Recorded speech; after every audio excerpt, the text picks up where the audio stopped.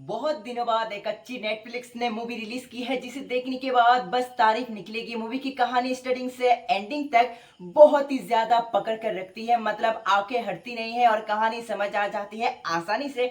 Comedy के ऊपर basic story line शुरू होती है और इमोशनली एंडिंग के साथ खत्म होती है। कहानी शुरू होती है एक लड़के की जिसका एक छोटा सा सपना है, पहले किसी से प्यार करेगा, उसके बाद उससे शादी करेगा।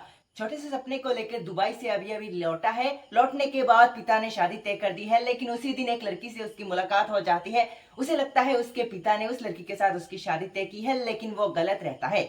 वो लड़की कोई और नहीं बल्कि इंस्टाग्राम इन्फ्लुएंसर है और वो उसका एक वीडियो बना लेती है जो तेजी से वायरल होता है। लड़के को रेड फ्लैग कहा जाता है क्योंकि वो लड़का लड़कियों के साथ बहुत बदतमीजी से पेश आता है। जिस लड़की से वो मिलने गया था, जो उसकी मंगेतर थी, उसके साथ उसने बहुत ही गलत तरीके से बात की। इसके लिए उसे रेड फ्लैग का टैग मिला है।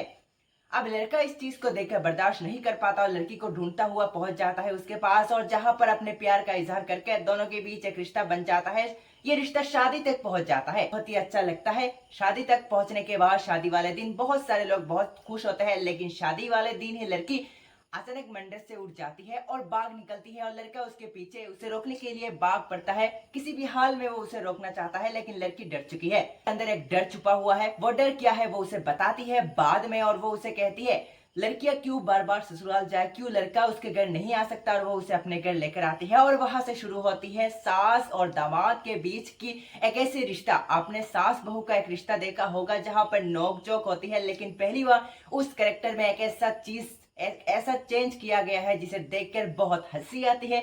बहुत ही क्लाइमेक्स में क्या होगा देखने का जी चाहता है। और साथ ही ये मूवी मूवी बहुत ही ज्यादा पकड़ कर रखती है, मतलब आपको छोड़ती नहीं है। आप इसे देखकर पूरा ही मानोगे। मूवी बहुत ही अच्छी है। दामाद के बीच का जो बॉन्ड है, जो हंसी मजाक है और जो इमोशनली करने वाला सीन है और जो एक दूसरे की चुगलखड़ी करते हैं, वो सीन मतलब मूवी का पूरा मेन फोकसेबल मोमेंट है।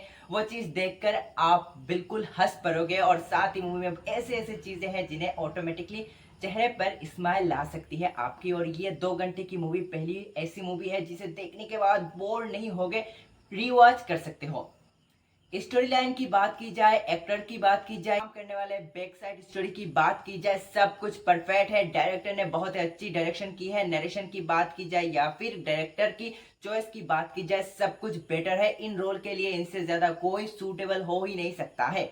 बहुत ही अच्छी मूवी है, इंगेजिंग करती है। इसे मैं रेटिंग देना चाहूंगा 8/5 में से 4.5 रेटिंग, क्योंकि ये मूवी डिजर्व करती है। मूवी की स्टोरी लाइन स्टार्टिंग से लेकर एंडिंग तक आपको खींच कर ले जाती है। कहानी बोर नहीं करती है, कहानी अच्छी है और ये एक अच्छी पॉजिटिव पॉइंट है। तो इतनी ज्यादा नेगेटिविटी नहीं है इस मूवी में, बस छोटे मोटे लूप्स है जो आप निकाल सकते हो। मैं इस चीजों के बारे में बात नहीं करना चाहता, लेकिन पॉजिटिव की बात की जाए तो स्टोरी लाइन पसंद आई है। मूवी बोर नहीं करती है। मूवी लंबा है लेकिन बोर नहीं करती है। लेकिन क्लाइमेक्स पर एक क्रेडिट सीन है, उसके लिए भी एक स्टार डिजर्व करती है। मतलब इसका पार्ट 2 आने की बात हो सकती है। इसका पार्ट 2 आपको बहुत जल्द मिल सकता है। मूवी का नाम है प्यार प्रेम कल्याणम।